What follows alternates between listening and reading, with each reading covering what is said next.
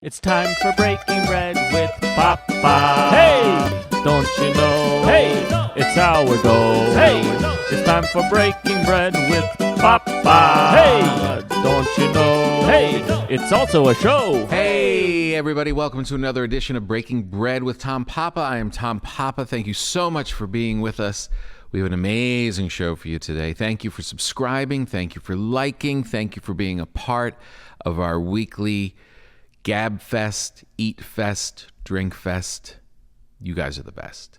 We have a really good one today. We've got Natalie and Inon Shampanier, who are, I say his last name quickly, their last name quickly. They're married because Shampanier. Yeah, I think that's pretty good. They are a talented writing, filmmaking duo. They are married, yes. They have children, yes. But they are creatively pretty amazing. And they made this great film called Paper Spiders, which stars Lily Taylor. And I got to play a part in it because I am talented too. They were just, I think they knew my comedy and asked me to come along. And it was just such a treat. I went up to Syracuse and I filmed this movie with these good people. And it's really good. It's Paper Spiders. It's available now on demand everywhere. It's in theaters for a short while, starting on May 7th, which is the end of this week. And you can go out and see it in the theaters. I recommend that highly. We should all go back into the theaters.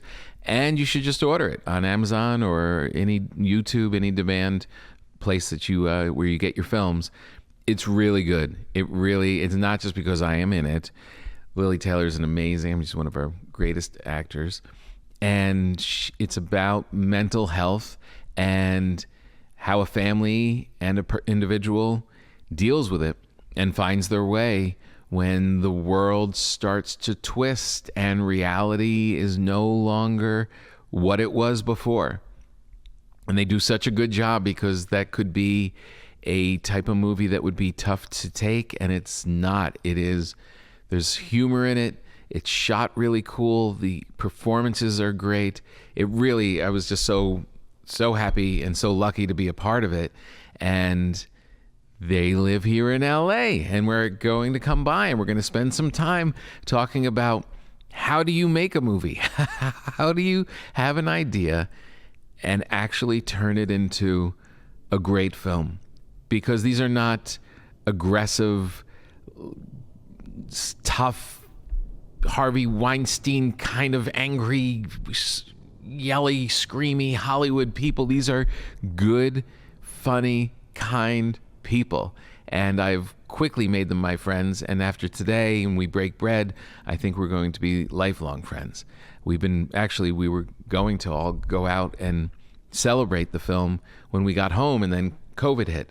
So the whole thing got delayed. But isn't it amazing that things got put on pause, and here we are. The film's coming out, and it seems like that year almost didn't happen. So we're going to invite our good friends to the table and talk about Paper Spiders, and hopefully they'll drop a compliment or two about my acting, hopefully. I can't watch myself all that much, but my wife said I'm really good in it. Then we'll grab a quick bite with Joey Diaz. I just feel like talking to him. I miss him.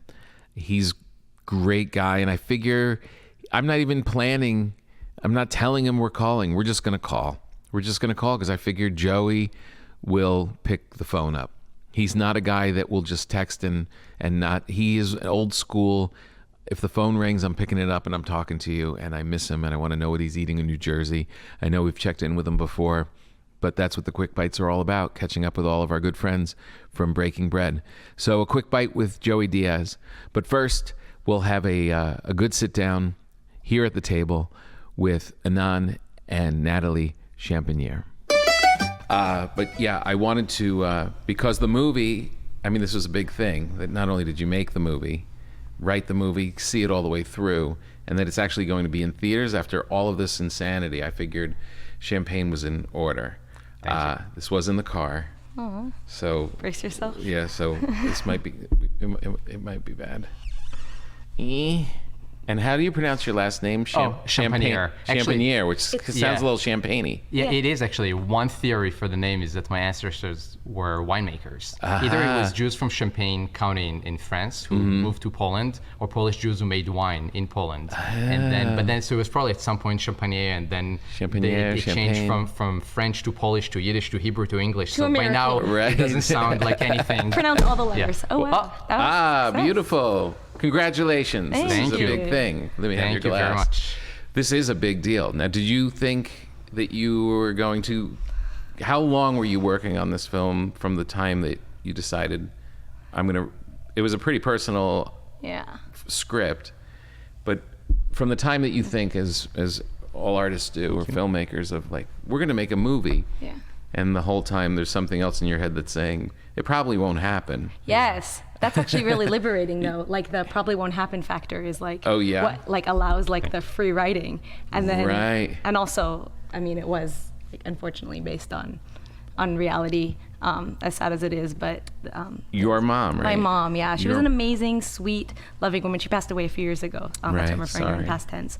But yeah, she suffered from delusional disorder that got progressively worse, and to the point that you just couldn't help her. Like they're not aware of their, the disorder when it's happening, and no matter what you say or how you try to help them, you can't. And I feel like as writers, we just end up processing whatever we care about into scripts. But when we wrote it, first of all, we thought we're never going to tell anyone that it's based on truth, and we thought that actually people wouldn't. Especially when we were going through it. When we were going through it, because when things happen like that, like at least me, like I'm very. You're very secretive because it's. Yes, we were going through it. We're very secretive. Yeah. Sure. Yeah. And so we didn't even tell anybody when it was happening. But then when we were writing it, like what you said, like we just, this one's not gonna get me. Yeah, we wrote like exciting sci-fi thrillers that aren't getting made. The low budget indie drama. Yeah, that's not gonna get me. Yeah. And but it did, and actually this one moved really, really quickly. I think we wrote it at the end of 2018. And 2 years ago, May 2019, we're in production, which is extremely fast. That's really especially fast. Given the fact that we have projects right now that maybe will move forward that we've written like 5, 6, 7 years ago. Jeez. So, and most of them, never end up materializing, of course. So I wonder if your mom guided it somehow. Yeah, I don't know. Yeah, maybe. There's a lot of feelings there, though. I know. I can imagine. Congratulations. Thank you very much. Thank you, and thank you for bringing me along. Yeah, thanks for adding the comedy into that kind of story. It was really that's movie magic, to be able to put in your movie whoever you'd like to see in a role, and they say yes. Right. We saw you. I think the first time we saw you was at the Caesars in Vegas. We went to see Jerry Seinfeld in Vegas, I think 10 years ago. Right, later. yeah, about and you that. opened for Jerry. Right. We're like, this guy is hilarious. And you instantly became our favorite comedian. We started watching everything that you did, recommending you to everyone. Oh, that's and great. then and as we're writing this, it's like, I wonder if Tom Papa will do it.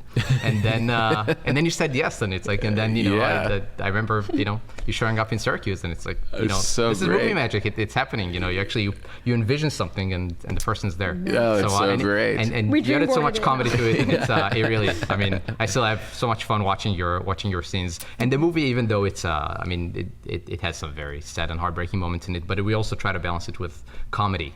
And we felt like otherwise it would just be too sad. Yeah. And also, and also it's physically difficult for me to we have very different writing styles. Like Inon is very good with thrillers and story overall. And then and she's a comedy writer. Yeah, so it's like I'll write a scene and I'll put that in front of everything, and that doesn't even make sense. Like, okay. Did you how did you meet?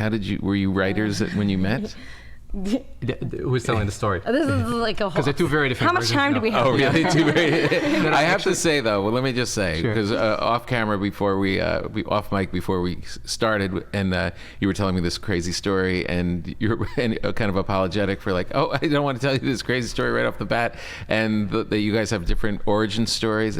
I'm literally experiencing what people do when they sit down with my wife and I. Yeah. This is the same thing. We always have something insane that went on, and then they ask us how we met, and the stories are completely. But when they start fighting, that's the most fun. No, it's not. That's not how we met. Right. So I went to film school at USC, and she was at film school at CSUN. I was studying production, you were studying writing. Right. And there was someone who tried to introduce us at the time. Just say who. Like, it's more fun. Yeah, well, I mean, it was a rabbi, which is funny because both of us are very not religious. But when you're a Jewish student on campus, and they always try like you walk around with your non-Jewish friend, and they stop by, are you Jewish? Are you Jewish? How are you Jewish? Do you want to come over? And like, I'm in the middle of a conversation. I don't know you. But there was this rabbi. He was actually a really nice guy, and we would sit and have conversations, and he would try to convince me about his religious beliefs, and I would try to convince him that I have better arguments going against them? Against that. And I feel like maybe I shook his belief a little bit. But he kept telling me that he knows the perfect girl for me, and I'm like, I don't know the perfect girl for me, and I've known you for 5 minutes. You know the perfect girl for me? Same thing at CSUN, cut to CSUN campus, same thing. I have the perfect guy for you. And the shady thing was I was in a relationship, and he's like, but how good are you in this relationship? Because I know, I'm like, Rabbi. The rabbi has like, someone better. Not very rabbi-like of you. But he was so convinced that that I would just, and it was also nerve-wracking. Like, I know, just come to the dinner and you'll find him. Right. I'm like, really? So oh, really? That's what he said? Yeah, he's like, come Friday night. I was supposed to be there, Friday night, and I didn't show up, and he did. Oh, yeah. So, cut to my perspective of the story. He's like, come over. For about a year, he's like, you should come over on Friday night. Just come over. One night, I'm like, fine, I'm coming over. I have nothing better to do. I show up, and he's like, I'm sure you'll find her. I won't even tell you who she is. I'm sure you'll find her. I show up, the only guys there. And not just, regular guys, like Orthodox guys with like long beards and everything. I'm like, I'm pretty sure I was promised that there was going to be a girl. He's like, well, she didn't show up this time, but if you start coming more often, maybe one time you will. I'm like, this was a racket. Right, a bait and so I'm switch. like, I'm not showing up anymore. So that's the end of his story. That's the end of my That's the end of yours. story. Yeah. And then we ended up meeting online. Like, how does anyone meet in this of day and course. age? Right. Like, And I then, wish it was more romantic. But then 3 months into their relationship, we have a conversation about religion, and she says, I knew this rabbi would always make this argument, and I'm like, they always make this argument. I knew a rabbi said the exact same thing, and they were like, maybe it's the same rabbi, and she said, oh, and they always try to set you up with people. They always tell me, oh, I knew the perfect guy for you, and I'm like, and they would tell me I know the perfect girl for you. Anyway, and turned out the same him. rabbi, and we called him. Yeah. Wait, so how did you guys actually... Online. Yeah, Oh, on I a missed dating that. site. Yeah. Back in the day when people tried to make a profile, now it's just like swiping. So the rabbi is trying to set you up. It doesn't. You don't show. It doesn't happen. And then online you hook up. Yeah. And then A you year tell and the a half story later. that it was this rabbi. It was that Yeah. rabbi. Come We thought that he on. would be surprised when we called him, but he was like, of course, God. I'm not surprised at all. Like, Oh man! Yeah. What And a then I mean that is such a rabbi thing. You know, come, you will such a- find her. of course. And then it happens. Oh my in, god! in Yiddish, there's a term for it. Like meant to be. It's called beshert. So like you're supposed to find your, beshert, the person who's meant to be. And it's kind of like a joke in movies. No one actually. But I feel like for us, we found our beshert. We found That's amazing. Yeah, What so a meant to great be. story. Yeah. That's great. So you were studying screenwriting. And then marriage and family therapy because, right. something more stable and right for when the dream dies. Exactly. Exactly. And then we met after that, and then we started writing together. Ah, okay. That is always an interesting thing, the writing together as a couple. Was whenever I see couples that work together, write together, I always feel like there's judgment on my own relationship. It's always Wait, like, how so? Well, because I don't think we could write together. Yeah? Yeah. We love each other. It's all great. It all works. But Yeah. I think it's such a personal, quiet thing. Yeah. To crack that I think if you open. get used to not writing, if you first get used to not writing together, it's hard to break that mold. Right. Maybe that's it. And she's also very critical. Okay. I think she would like with my stand-up. She would always be like, "Nah, I don't think so." Yeah. And I listened to her for a long time, and then I was like, "Wait, maybe she's wrong." So then I would bring it on stage, and the audience would laugh. Oh, I was that's like, amazing. "I'm not telling her anything." I'm not going to listen to you anymore. Thanks a lot, Tom.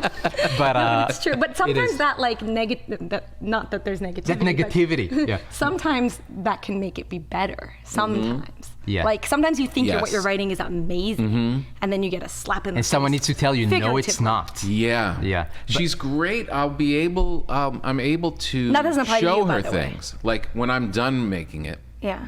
she's a really good consultant for her to read over it and be like, you're missing something here, or like those kind of notes are good, but it's in the creation of it. Yeah. I guess I'm just overly protective of the idea in a way. Yeah. That I don't want to share it too early. Yeah. And also, I would guess, I mean, I have no experience with writing stand-up comedy, but I think there's something more, because you're also performing it, then you kind of know in your head what will work for you to perform.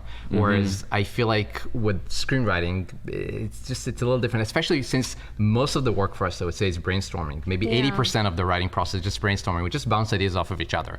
And then if one of us thinks it's great and the other one isn't, usually it's probably not that great. So we filter each other's ideas, and that I think is really good, that we challenge each other. But there's also, no selling it after we write it. There's no like I feel like you can sell it, even if it's not funny. You're so funny that you can probably sell it just how you say it. Exactly. But you just read it and I can't sell it, is what you're saying. No, I can't sell it. I can mug it up and make some faces and But I also see that there's something true about writing being a very personal thing. And it's very often it's very hard. I think it depends on the screenplay, but sometimes we have to divide it. Okay, these are my scenes, these are your scenes. Or even some scripts are like, okay, this is kind of like, one of us needs to be in the driver's seat, just because, first of all, at the end of the day, you need someone to kind of be the in the driver's seat. And secondly, one likes blue. It's like, can you paint together? One likes blue, one likes red. I think blue would be really great here. I think it starts with the origin. Like whoever's more excited, whoever came up with the idea, and it's more from the heart. And that person usually takes the lead for that script, right? I think. Yeah, and then better say yes. And Natalie, stay on mic. Oh, sorry. Yeah, it's okay. And then with thrillers, usually I would take the lead. With comedy, she would usually take the lead.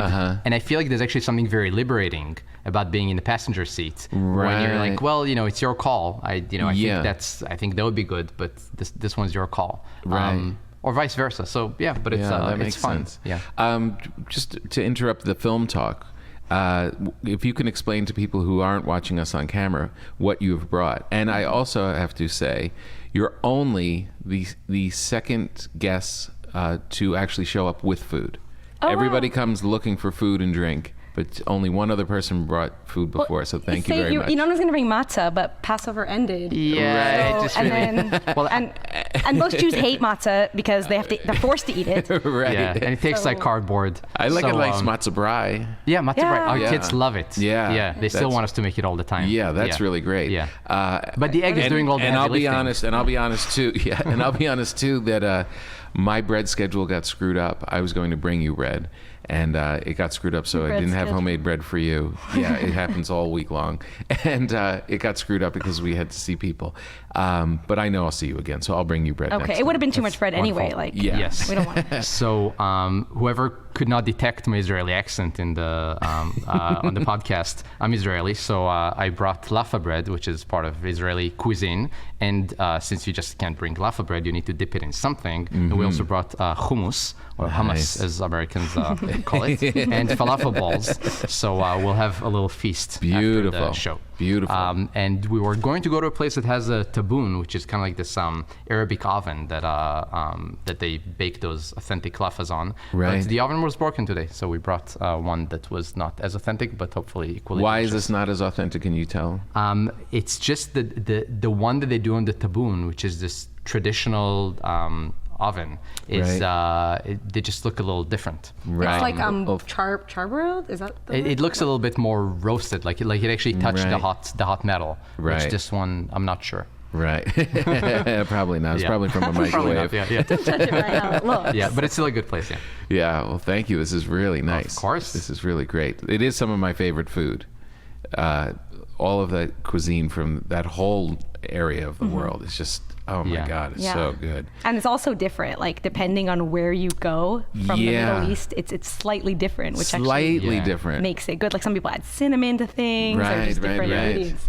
And also with Israel being such a melting pot of so many different cultures, you have a lot of European Jews who brought European food, and you have a lot of Middle Eastern Jews or Middle Eastern food that is just the food of the region that is all kind of like got mixed, and and also Israeli chefs are very innovative. So it's a very vibrant cuisine. Yeah, so good. And it's very, it's very, where I grew up, it was a lot of Jewish families and all my girlfriends were Jewish. And when I would go to their families, it reminded me of Italians. They were so close. It was all the same. The mothers were the same in their way. And I mean, it was really, I felt so comfortable. It's just like extra love. Yeah. That's like the ingredient. They put the love into the food that they want you to eat. Right, exactly. But I will say, and back to your rabbi story, that I've always admired the rabbis. The rabbis always, like, I've been to some weddings where there was a priest and a rabbi, like, doing the dual thing, and the priest never stands a chance. There's the storytelling, the wit, all of that was just like, oh, these poor priests. But the choir is better in church. There's no choir. So Paper Spiders is about, essentially, I mean, it's pretty close, right? To your extremely, extremely. The delusional disorder stuff is very, very close to how it actually manifests in somebody. It's not, based on a true story. Right. We took some liberties there. And also the main character is a high school girl. And when Natalie was going through it with her mom, Natalie was already a mother and also a mental health professional herself. She's also a marriage and family therapist. Right. And she had me, and she has her family, and she has support. She was already a mother of two at the time. Right. So I think that there was just more of a support system, of course, which is so important. And we felt like if someone was going through it who was not a mental health professional, which most people are not, and who didn't have the tools to deal with it, let alone a girl who suddenly has to parent the parent, it would be even more heartbreaking. And there's no other parent there. Yeah. And she's just alone with the mom. And your family's everything, especially at that age. Right. Like your parents, I mean.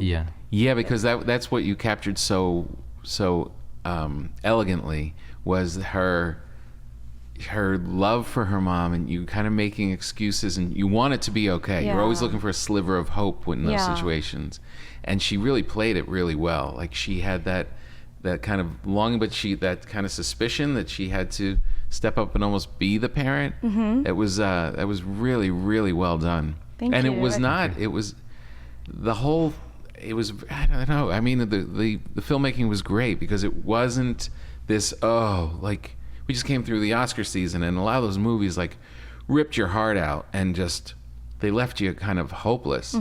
And this film is like dealing with a heavy thing, but it didn't leave you with that feeling. Yes, that was important for us, that it doesn't end, that it ends with some sort of hope, and not just because it is possible to get help, and it is possible, even though it's very difficult. And usually, like, people with delusional disorder aren't aware that they have a problem, so the hardest thing is getting them to realize that it's a problem and getting help.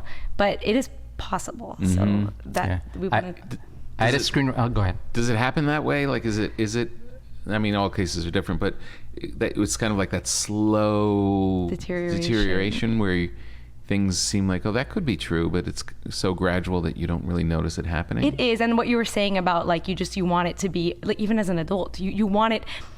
I mean, my mom had similar things with, a neighbor, and a part of me, the logical side was like, that can't be, that, like, the neighbor's not on the roof, and I guess it's not very similar. It's actually exactly. But a part of you sometimes is like, well, maybe.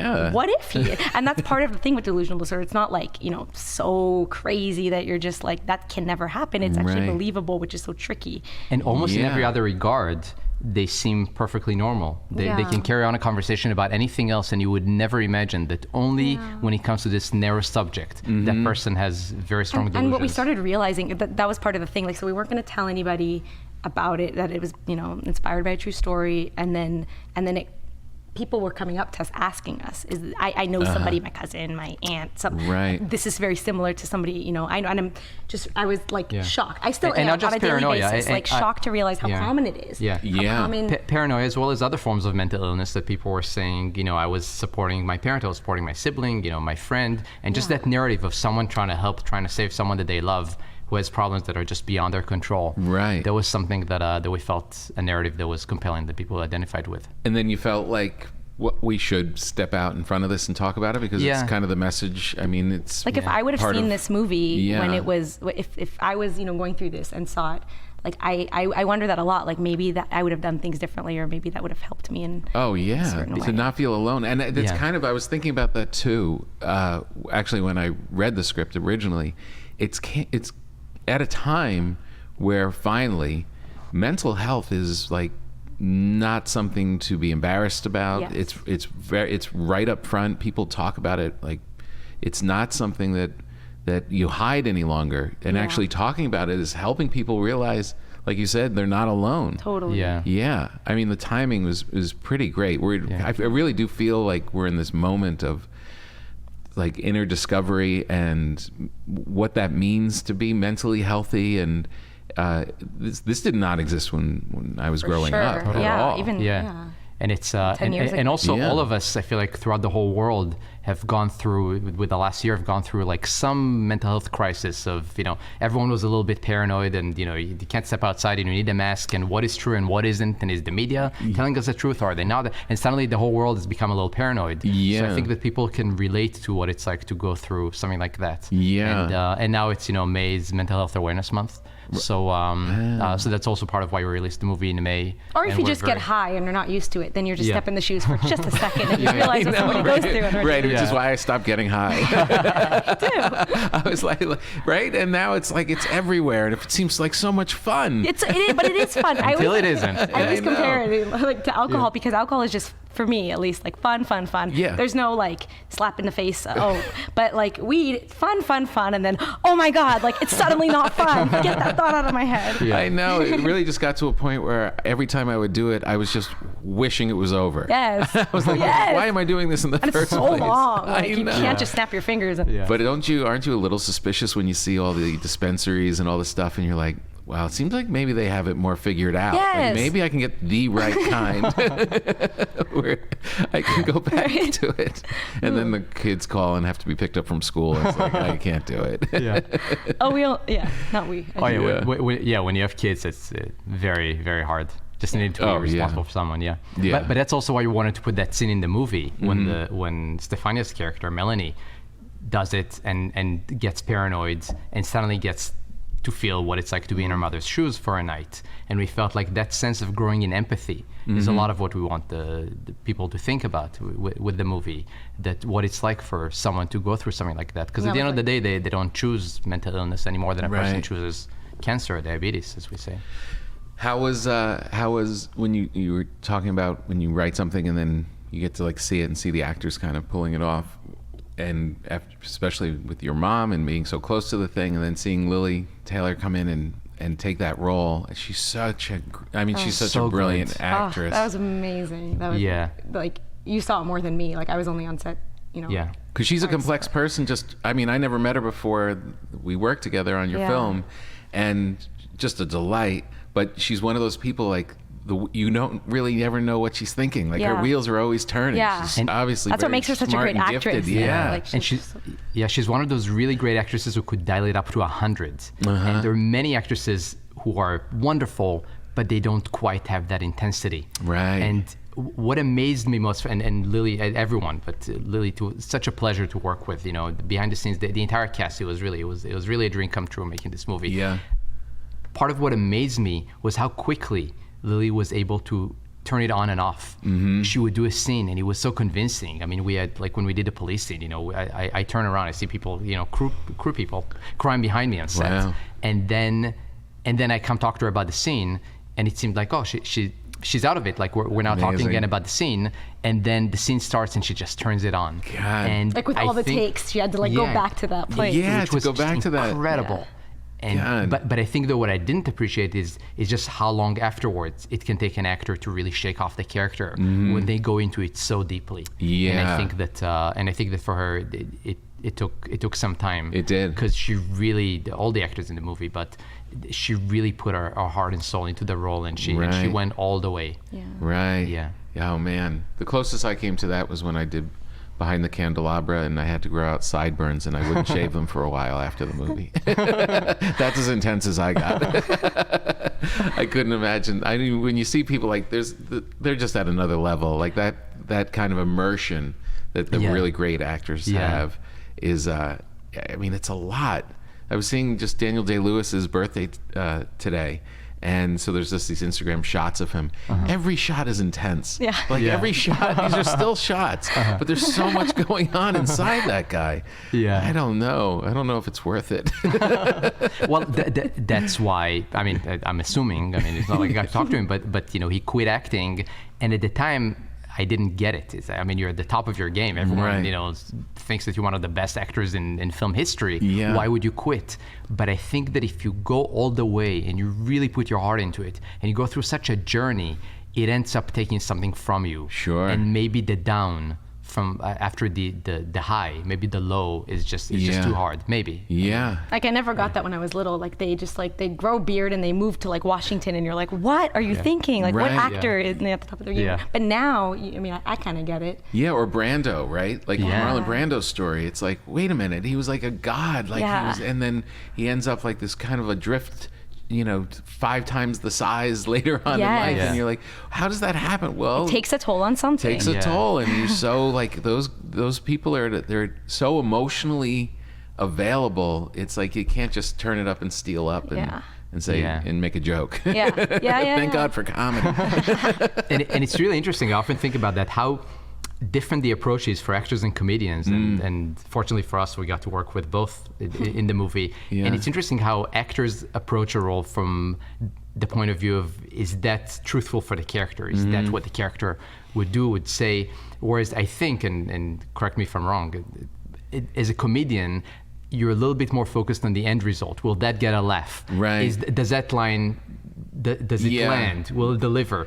Which is why part of the fun of having comedians in your movie is that beyond the jokes and the comedy and all that stuff, it's very result oriented in the best sense of the word. It's very, you know that like a funny line needs to be funny, it needs to land, and it matters less is it true for the character. Would the character really say that? Why is the character saying that? You cut through that and you're just like, it's funny, it works. I know, exactly. But that's kind of the limiting part of it, is that you're always playing for the same emotion. You're always playing for a laugh. You're always trying to get that same result. And then to shift and like do different things is actually freeing. And it's, you know, when I started out acting in school before I became a comic. I was wanted to be a comic, but I spent like 6 years acting. And I remember I took it so seriously, like all of that stuff, and emotionally attached to different things and different scenes and studying, and I looked at it as much more of a craft. And then my craft went into comedy, and acting was just like this fun thing you did on the side. And I was like, wait a minute, I should be, what happened to treating this like it was the art, you know? Was that a dream to be like a drama actor maybe, or like a serious actor? Yeah, I didn't know. I wanted to be, the dream was to be a comedian. Okay. But I knew I could act. Like I knew that part was available to me. And then when comedy took off, I kind of forgot about all those books of just theory and acting classes and all of that stuff. I just kind of let it go. Yeah. And I was like, well, they're just calling me to be funny. But I feel like that journey, isn't that journey so much more fun than the serious, like the journey part of it? Like, as a comedian. Yeah, as a comedian, it seems like that would be so much more fun than. Oh, it's definitely more fun, but you're not going to win any Oscars. Like whenever I think of dramas, like even on TV, like CSI or like some of they must be so serious all the time. Like driving home from them, you must be like, oh yeah, that's pretty. But there's no Oscar there either. So that's true. But you're so good in the movie. First of all, by the way, you know, we did, because of COVID, we didn't really get to see the movie in theaters yet. We will May 7th when it comes out. But we did get to do a test screening. And the moment you show up on screen, people start laughing. Oh, really? But it's also, there's something you're so good in the movie. And it's so nice to see the scenes with you and Lily, because you really get to, I feel like as a viewer, you get to look into two people's minds. Right. And clearly they have different narratives and different ideas of what's going on. And very soon we're all going to realize, you know, what's going on. But you really watch the scenes from the 2 points of view, and you're invested in both of them. Right. Which very often you don't have, even with great actors. Sometimes you watch them I don't know if it's an empathy thing or you're not quite in the journey with them. Right. And sometimes I feel like you watch a scene and you're really in there with both characters. You know what they're going through, and you feel for both of them. And I feel like that last scene of you and Lily in your apartment, in the Howard's apartment, probably the funniest scene in the movie, but also one of the most heartbreaking, because I feel like as the audience member, you know what's going on, you know what he's thinking, you know what she's thinking, and you know that very soon it's going to explode. So and it was really like such a pleasure to watch, and of course to make. Yeah. Thank you for being in our movie. Oh, please, come on. I'll follow you guys forever. So are you working on something else? Are you? We always all do. the time. We Constantly, yeah. But every script is different. I feel like we made our indie dramas, and then we wrote some comedies and some thrillers. The last thing that we finished was a very kind of like stylized thriller. Now we're writing a more comedic thriller. With every project just takes us in a very different direction. Right. We wrote a drama about pharmaceutical corruption that is based on a true story. So just every project, we just immerse ourselves in a different kind of a world. And it's fun. Yeah. And do you pretty much just get an idea and do it, or do you have to be hired to do it? Because this story feels like, no, we're going to make this. Yeah. And you did. Yeah. Without that was permission, kind of right? more of a miracle. Yeah. Because we've been in this business for a long time. Actually, it's funny because I remember when we took a trip to like Boston. Do you remember? I think it was Boston. And we were in a bookstore, and this guy came up to us, and we were looking at like the film section, and he's like, oh, he was like in his 50s, and he's like, come on, like just give it up now. I'm going to save you a lot of years. And I'll never forget that. Because at the time we're like, that sucks. Why is he saying that? But now now maybe I'd be that person. and you get like a very we had teachers at USC who would try to dissuade us from going into film, which was mind-boggling. Finally, you get into USC Film School, and you have teachers coming to you and saying, listen, don't do it. And you don't get it when you're young, because it just seems like, I have an idea for a movie. Yeah. Someone will give me money, and I'll go make that movie. Right. And it's so hard to get them made. So many stars need to be aligned, and without the financing, you can't get the cast, and without the cast, you can't get the financing. And it's just, and most projects just end up never materializing, and it's just heartbreaking. You spend years and years on things that almost happen, and then they don't. Yeah, that's most of the stories. Of almost happening, just almost. Yeah. But it's interesting, because I had a theater actor that came to me at the request of my friend's mother, and she sent this actor to talk to me, and the whole conversation was, don't do it. Just don't. I hadn't graduated college yet. And she's like, just don't do it. Stop. Don't. It's a horrible life. And really, I was like, I was all excited. I was like, what's this pep talk going to be? And it was just don't. But of course, the same thing with your thing is, if people are saying that and you still override it, that means you want it so badly. Yes. It's really, it's not up for debate. It's like you beat out the but the same thing it's happens not a conversation. In marriage and family therapy. Like, I mean, most of the people in my class, I would say, didn't, because you have to do 3,000 hours of therapy in order to graduate, even not even so most of the people just drop out. Really? And then they don't tell you that, when you're signing up for I'm in my master's, I'm going to be a marriage and family therapist, 3,000 hours of things. So I feel like it's if you really want something, it'll happen. No, and there's no debating it. There's like, whenever I talk to people and they're like, maybe, and then I might. Like, I know somebody that was like, she was like, I'm thinking, maybe I want to be a surgeon. A what? It's maybe start with doctor. Now, if I can't be the best, then I don't want to be it. Right. You don't really want it. I would like to be a therapist, I think. Yeah? Yeah. Is it emotional though? It is. I like giving advice. Check your emotions at the door. I think I know what I'm talking about, but I don't want to get swept up into their. That's actually a good thing, because it in a way you can't get affected by every case you hear, because you'd be a wreck. That's how I was in the beginning, and then you get a little desensitized, but in a good way. You give the best advice, I think, when you're like a little bit away from it. Right. So, I mean, I think that you can't, I think if you want to be a therapist, you can, this feels like a podcast for therapists, then if you feel that desire, then you should go for it. But it's hard to like be born with empathy. Right. And just it's hard to find. a good therapist too. Like most people switch therapists on average like 5 times before they find right the one. I've never been to therapy, but I think I could be a good therapist. Yeah. Well, a lot of what you're doing with podcasts, I mean, getting people to open up, getting people to talk. Yeah. I mean, there's a lot of it. I mean, at the end of the day, a lot of it is the art of conversation and how do you connect with people emotionally. And I mean, that's that's true. coming from a person. No, but people just want somebody to listen to them. Right, exactly. right. So that's kind of the criteria. Yeah. Whenever my wife mentions like going for therapy, I always feel, well, I'm not listening to her enough. Do you want more? Thank you. I feel like that would be great in a therapist's office to have champagne. Champagne. So yeah. now, come in. I'm sure somebody had proposed that like in the 40s, like alcohol treatment. Yeah. Right. Weren't all the therapists anyway probably like drug addicts? Yeah, abstinent and yeah, right. a lot of weirdness going on. So what age did you know that you want to be a comedian? I was in 7th grade. Oh, that's... Yeah, so like 12, 13. Mm-hmm. That was when I realized it was a job. I didn't know that you could do it as a career. Like I was funny. I was always funny. Like there's things of me like at 5, getting up in front of class and trying to make people laugh with bananas and stuff. But it wasn't until 7th grade when I realized, oh, this is a job. Like there's grown-ups doing this for a living. And then I just started digesting all of that. And that's when it clicked, like, okay, that's what I'm going to go do.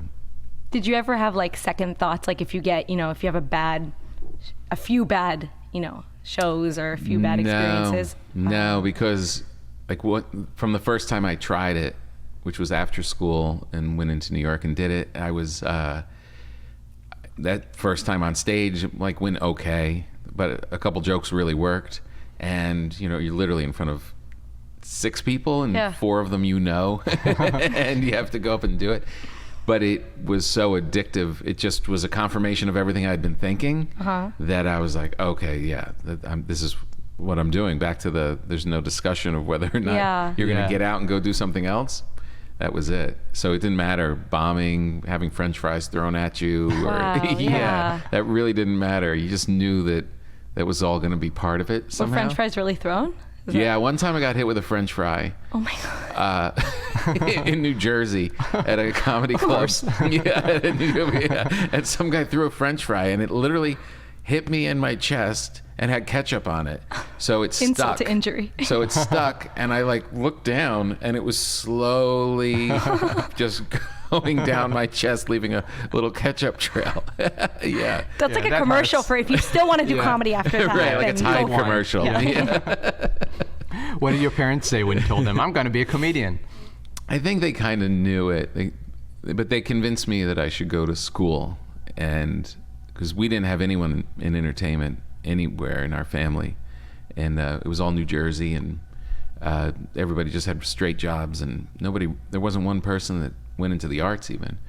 So it was just go get a degree, just to be, and it was smart, it wasn't the greatest, like the highest college or anything, but it taught you how to work, and it gave you enough tools. So when you ran out into the world, like some of my comedian friends that they couldn't make phone calls. They didn't know how to organize like their calendar. You know what I mean? Like basic, the funniest people in the world, and they were a mess. They couldn't take care of their business at all. That's kind of comforting to know school does. I mean, I'm still in the place, so like that, I could have done something with those, extra 6 years. Yeah. But I guess maybe. Yeah. In hindsight. But that was good material. I mean, for you, MFT was really good material. Yeah. So many scripts end up having some component of psychology in them. Things pay off in a certain way. Yeah. Even working with clients, weren't you thinking like sometimes people would tell you stories and be like, this is really good. Yeah, but I'm not this supposed is good to say stuff. that. Of course, Right. Not on air.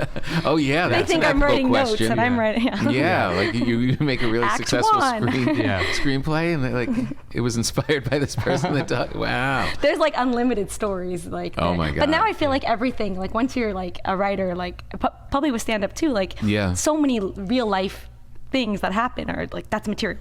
It's hard to have a conversation now and that not be material. Yeah. Probably for you. It's too. amazing. It really is endless. Yeah. And to the point where you think, how can anyone have writer's block?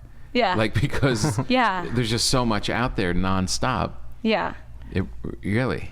Do you constantly type ideas on your phone or your notepad when you're I'll put them in my phone now. I used to, now that we're going back to the clubs, maybe I'll have it again, but I always had a folded piece of paper in my back pocket with a pen. It's always the paper with stand-up comedians, like not the phone. It's always like the pencil and the paper. I know, and more like younger comics are using the phone. Yeah. But it's the worst, especially when they take it out on stage. Oh, yeah, on stage, yeah. I'm just not used to it. Yeah, I like writing it out. I think when I'll forget things when I put them in the phone. If I do write it out, it's in my mind.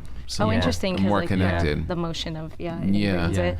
But you forget things all the time. So I just got really, really conscientious about writing everything down that I possibly could. And, 90% of it is nothing. Like, how do you, like an hour of memorization of material? That's like very impressive. What's weird is that once it's done and you record it and you move on and you start working on other stuff, how some stuff you'll recall and some stuff I won't recall at all. And people will yell out at shows like, do the bit about the kid with the skateboard. And I'm like, what? I usually have to ask my wife, did I have a joke about a kid with a skateboard? Yeah, don't you remember? No, I don't, because you just dump it. So much material, Yeah, you can't carry all of it. Yeah. But how do you do it? How do you remember an hour and a half of material? It just slowly evolves. And it's not like the script drops and you have to memorize it. It's probably over a couple of years of you writing it, working on it, and then you get those things down and they just stick around. But you also have to be really good at improv, right? Because if you forget, like, sometimes when we pitch, because we're not that good with memorization, and well, you are, but I'm not. I can't even remember people's names. But when we pitch, like, I leave off at the period. Okay, the last word was exit, so start with like the. But like, I feel like you have to kind of be more experienced with improvisation too. Yeah. If you forget a line. Yeah, it's also confidence. Yeah. Like you're not so scared that you're going to forget. Yeah. And if you do forget, who cares? Because you're confident enough to go in different directions. Make them think it was on purpose. Yeah. Yeah, like there's all those, right? It's second nature at a certain point, but it takes a long time. Yeah. To like truly have that confidence. I think the first half of your career is pretending you have the confidence. And then it becomes real. But I think as you get older, you just don't care. Like actually, you don't have to pretend, right? Yeah. Like you just care about, like, look at my dad. He doesn't care about anything. Right. No filter. I know. Wherever we are. I know. It's really embarrassing to go out with. But it's also envious. Like, like as a result, I'm apologizing on everybody's behalf. Well, don't you feel that way with your career? Is like, the things that would destroy you, like the nose or the roadblocks that would destroy you, you now know, this is one of those. Yeah. This is one of those times when... Yes, that's true, actually. Right? Yeah. I think, and it's what you said about confidence, and I think the other ingredient is ignorance when you're young. Because you kind of need to fake it at the beginning that you have the confidence, of course I'm going to do it, and of course I know how to do it, and of course otherwise, no one will follow. But then also on some level, you need the ignorance to actually believe that you do, because when you're young, if you know how much you don't know, you may not do things, and you may not have the confidence to do things. Right. And then you keep doing it until you learn from your mistakes until you get better, and then you actually know how, and then you develop real confidence. Yeah. Was this the first time you directed a film that you That was written? the second one that I directed that we wrote. The first one was a thriller called The Millionaire Tour. Oh, yeah, what was that? I saw that in your IMDb, but I'd never seen it. It was a thriller that we did. That 70% of it takes place in a car. It's a carjacking movie. That, based on a true story. I mean, like it can happen. Yeah. Inspired by a true kind of a con called the Millionaire Tour, where people step into a cab. Actually, I think that it used to be more popular at the time before cell phones and before. Yeah, people step into a cab at the airport, but it's not a real cab, and they're taken for a ride from one ATM to ATM, where they end up losing all of their money, and they have to withdraw their money from the ATM, and then eventually, usually, they end up dead at the end of the ride. And but wait, how do they get them to go to each ATM? A gun. A gun. Yeah, usually you get in, you're like, I'm going to the hotel, and they take a gun. No, you're Yes. not. Yes. And then they take you, and I guess you can only withdraw like $400 from, I don't know if it's changed, but back then, from ATM days. And also it's more common in other countries, not in the US. Yeah. And it used to be more common in the past. But then... And you can't just run? You can try, and then they catch you, and then you have a chase sequence in a movie. But if it's in real life, you may get shot. You mean Act 2? Yeah. Exactly. Yeah. So then, but then it seems like money? Then it's like you're like I always wonder, like, oh, I'd have the confidence if someone held a gun at me, just like screw you and lock the door or run out. But then, like, would you? Like, maybe yeah, you'll when die. you have a real gun in your face, it's a little different. But then in our story, someone maybe. Right. And then in our story, it seems like a guy was targeted, and there's a reason why they chose this specific guy at the airport. And the guy says, "I'm not that guy."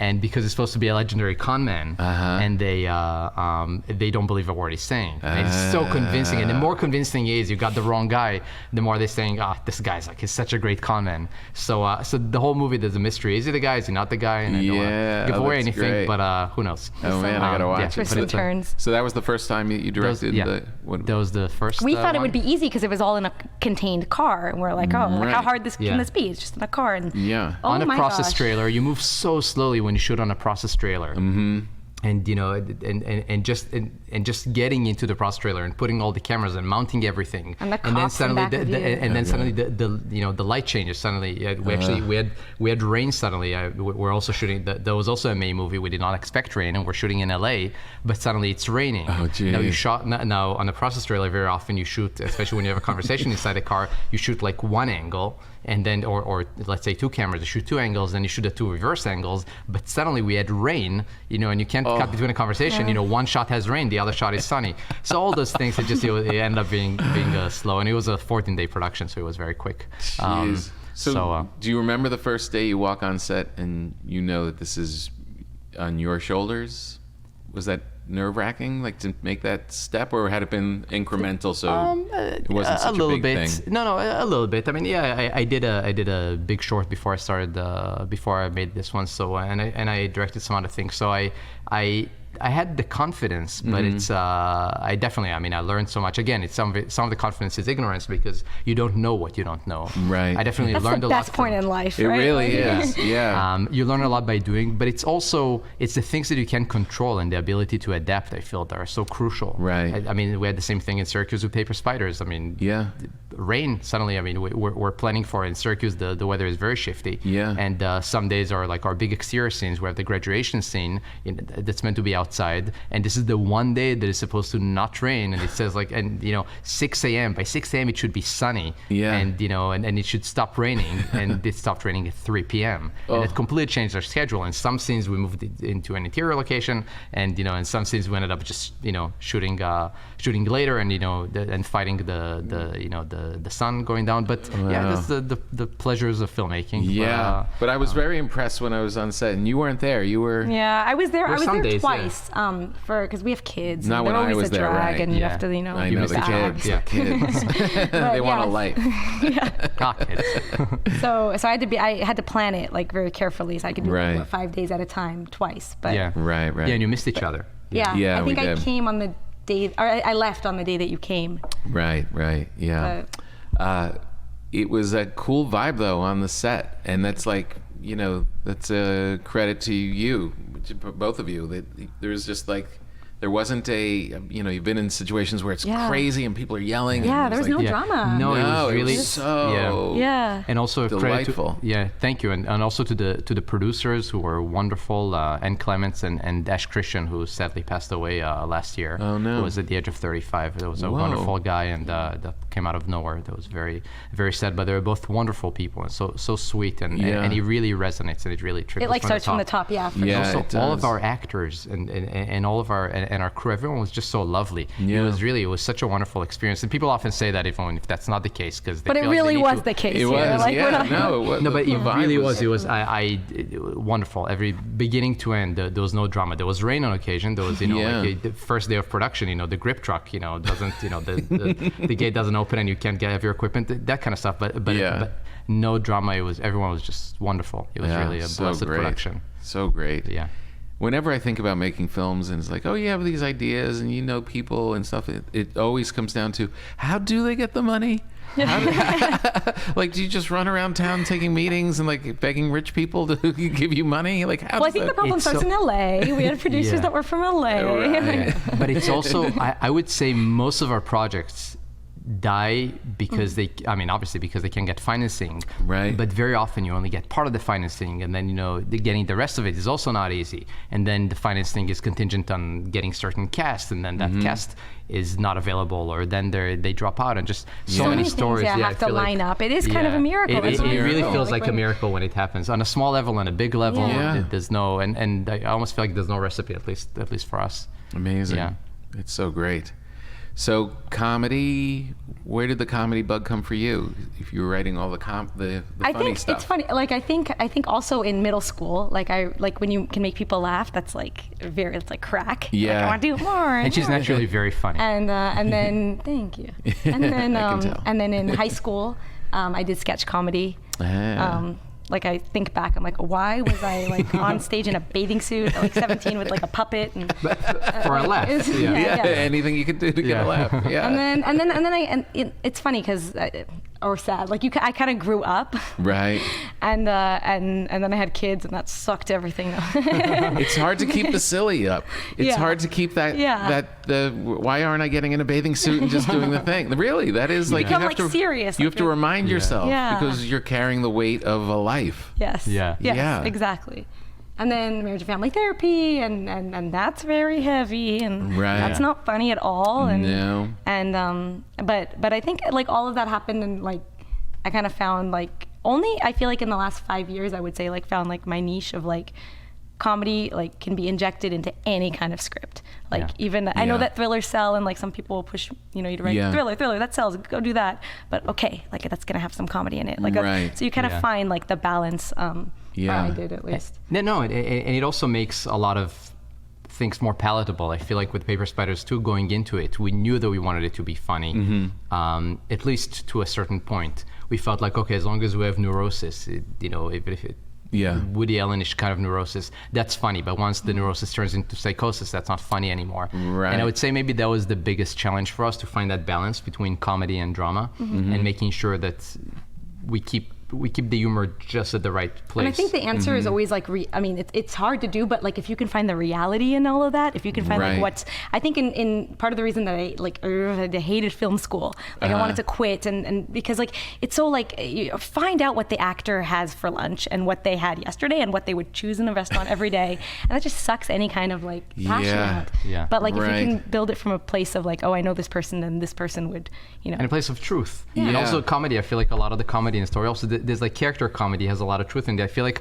also why the reason that people really connect to your comedy and to a lot of great comedy is because they know it resonates because it's true. Right. Like, people read they recognize their own lives when they listen to the stories. And it can go off into the wild, but it really has to start with one foot on the ground. Like it has to have, you can't just be completely out there. If it starts truthful, and there's a lot of, in really good films that way, it's like they're not playing for laughs, but stuff is funny. Like those moments are so great. Those are the best. Yeah. So when we listen to your bits about kids, it's so like from plain pasta to all of them. It's just to how you plan the day for them, and by 7 a.m. you run out of things to do with them. It's all like when you're a parent, all this stuff is true. Yeah. To how like parents used to have respect. Oh my gosh, and now that's so true. That's scary. That's half comedy and half true. Like that's the thing about the father. Like we all. It's crazy how what changed, right? Like I think what happened? How did they become in charge? How did we give up all of that power we waited our whole lives to have, and then we just gave it up to another generation? It was so stupid. It was so funny. I had an audition yesterday where I had to cry in the audition. It was an emotional scene. I was playing a father, and he had like a card that he found from his daughter who. I don't want to go too much into it, but he was an adult daughter, and he was tearing up because he was reading this thing from the childhood. And because my daughter went to college last year, all I had to do was, right before the scene, think about her as a little kid. Oh my gosh. And it just came out. I was like, oh, this is going to be so good for my acting. And did it work? Were you able to cry? 3 times in a row. Wow. Stop down, do it again, and just like right back into it. It was like, it's so on the surface. Wow. That I was that's like, it has to come from a place. I used to like think about my dead dog. Like I saw my dog get hit by a car. Traumatized me for years, but also helped when I wanted to like get out of things with my family, and like I would just pretend to cry. And oh, really? Yeah, but I mean, it's true that like I guess if you think, because I always have respect for actors that can just cry on cue. And that seems so hard. So hard, and I would kind of fudge it, but I've never been asked to do it in years, other than like theater in school. And this was really like the first time, and it was like, oh, I have something I can go to now so easily. This is so great. After all of the because I was railing against the whole idea that you have these little kids and your whole life changes for them, and then they leave. Yeah. Then they just go, and it's like, wait, I didn't want to live in this town. I didn't want this dog. I didn't want it. This was all for you, and now you're gonna go. Yeah. But now I'm like, oh, all right, if she gets me some cool acting roles, then maybe it was worth it. Does she know that you cried for her? No, I didn't tell her. Aww. She does know. She does know. Yeah, right? If she listens to this, she'll know. Yeah. My wife likes when I cry. Really? Yeah, which is kind of weird. So when I cried when she did go to college, my wife she delighted in it. Like she never sees me like that. She was like, you're feeling something. Yeah, you're feeling something, right? Exactly. And then like for the next 2 weeks, she's like, oh, she's gone, and would look at me. I'm like, it's not happening. Oh my gosh. Maybe for an audition. Maybe. Yeah, right. Exactly. I have like a problem. I'm saving it. Yeah. When I see people cry, it's really hard. Like I can't not cry. Like it's weird. Like even if a movie is not good or not, sad, the minute they're crying, it's like, are you crying? But because they're crying, it's hard, and that's like terrible as a therapist too. It's keep it together. Right. You can't be sobbing. Isn't there something called transference where the emotions of the patient? Yeah, like like when they, I mean, I guess it could be a good thing too, because they're so empathetic and they feel for you, but also it's like the hardest one for me is watching my daughters or other little kids, but closer to my daughters, trying to be brave and not cry. Like when a pet dies or something, and watching little kids try their best to. That's so sad. So our 6-year-old, when he tries not to cry, when he gets his feelings hurt and he tries not to cry, it's heartbreaking. Oh God, it's brutal. Then you go back on you're mad at them in the first place. That's why they're crying. You're trying not to. Like, okay, I'm sorry. No, anything. Fine. Just eat it. That's okay. Spill the water on the floor. It's okay. Right. Yeah, it's all right.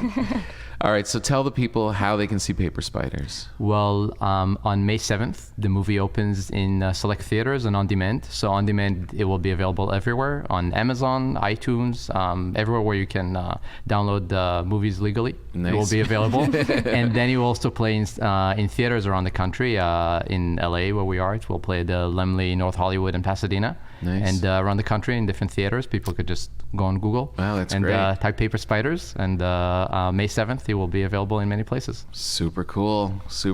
Well, listen, we were saying when we get home after shooting, we were going to go out to dinner, bring my wife along, and we were all going to go out and celebrate.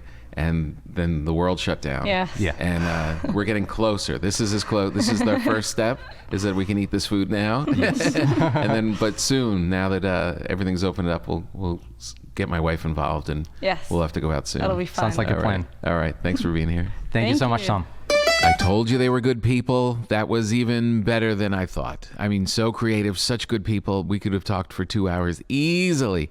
We'll have them back. And maybe they'll even put me in another film. Or maybe I'll put them in my film. They've inspired me. But the second guest to bring food, I think anybody out there that is considering coming on the podcast, it's kind of the theme of the show. I brought champagne. They brought some bread. They brought some hummus. That's how it works. And for all you people out there that complain when I chew on the microphone, I didn't eat a damn thing until they left, until it was over. So that was for you. I know everybody gets crazy if you chew. God forbid you hear a chewing sound on a podcast about eating food. But I get it. It drives you crazy, so I held off, and then I ate everything. All right, now let's grab a quick bite. Let's get on the phone and try our good friend, Joey Diaz. Joey. What's happening, my man? How are you? You know me. It's a beautiful day in Jersey. 67 degrees. The clouds are out. The birds are chirping. I can't wait. I got softball practice with my daughter at 5. Perfect. You're living the life. I'm living the life, man. It's man. trying to live normally is fucking crazy. Trying to be normal and not normal is fucking crazy. It really is.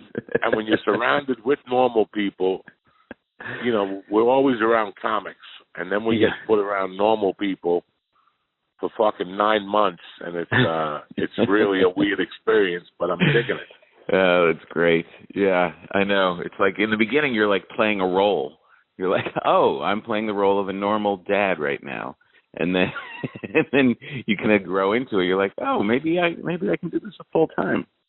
You don't know what it's like when you're watching fucking It's Jesse, whatever that show is on Disney at 8:30. You're watching that and you're rolling into bunks and you're like, what the fuck am I doing with my life? But she's over there giggling like a fucking Momo. And you're like, you know what? My kid's having a good time. What am I going to do? I'll sit here and enjoy her. I watch her giggle. And that's what I've been doing lately, is just being a dad, man. Oh, that's awesome. Just give stand-up a breather. And when I'm ready, I'll go back on stage. Yeah, perfect. Totally perfect. All right, now this is why I'm calling you. I'm making lasagna.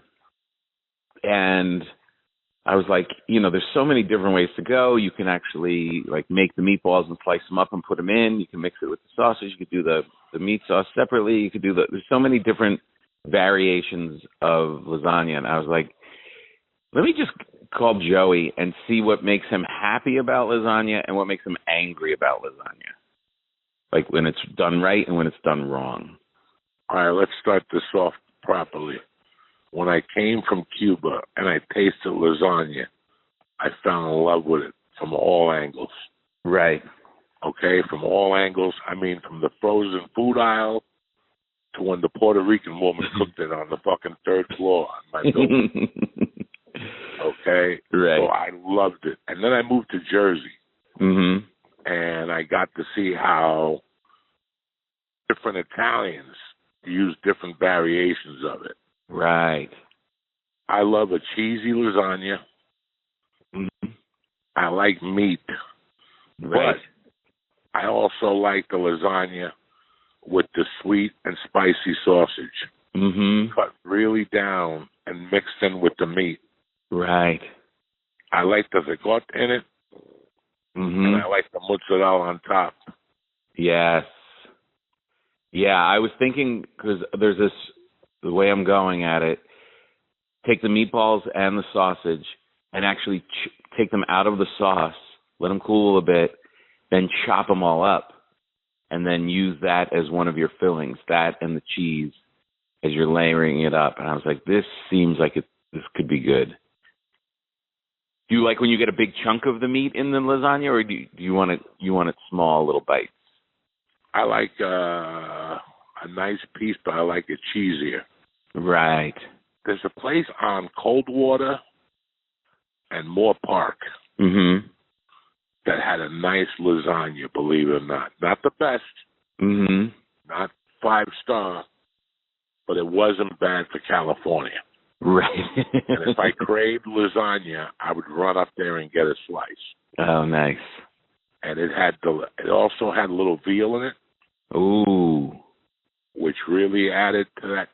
You know, that's what made it a little different. Mm-hmm. The veal. I'm not a big fan of veal. Like mm-hmm. Last week I went up to Rudy's and my brother ordered the chicken Florentine with mozzarella, peppers, and eggplant on top of it. Oh, boy. And it looked fucking just beautiful. Wow. I couldn't even touch he gave me a piece to take home, and I thought I was taking off the eggplant, but it took off the whole piece of mozzarella with the fucking eggplant. So I ended up eating the soul fucking naked. It was still delicious. I know. The lasagna needs the sweet and a little spicy sausage for it to really stand out. Right. Heavy mutz and ricotta fucking make it perfectly. All right. Awesome. I like that shit. I'll eat a piece fresh from the oven, but even if it's heaven, I know it could be better. And then I freeze it. And then the next day or two, I take it out and I eat it again. Yeah. I don't like lasagna as a main dish. I like it as a leftover. Right. I'll eat the main dish because I'm coming to your house. Right. But I'd rather you call me the next day and have me over for lunch. We'll get the piece out. Or better yet, you freeze it and call me back in 3 weeks and invite me over. All right, That's it's a deal. Fucking chicken. I'll do it. With a piece of your bread, the round bread. Yes, now you're talking. Fucking tremendous. With a nice tea with lemon in it. Come on. Who's better than you? With your feet up? Stop it. Oh, I knew I could count on you. I love how you've become my Italian cooking Yoda. It's like when you're literally in my head. Well, after about an hour, you blow the first lasagna fart, and you can smell that ricotta in the air, and you're like, success. All right, love you, Joey. Love you, Tom Papa. Have a great week, buddy. Talk to you soon. Thank you to Joey Diaz. Thank you to Inon and Natalie. Great podcast. Thank you guys so much for listening. This is really turning out exactly as I wanted it to. We've got comedians, we've got funny people, we've got artists, we've got people that love food and celebrate and bring things along, and we had a great bottle of champagne. This was a good one. I hope you enjoyed listening to it. Subscribe. Tell your friends. Tell your friends. I got caught in a champagne bubble at the end. Tell your friends to subscribe as well, and make sure you leave reviews. It really does mean a lot. It really helps. If you give us lots of stars and say nice things, it helps to spread the word. But you guys all know that. You're the best. Thank you for listening, and we'll see you next time.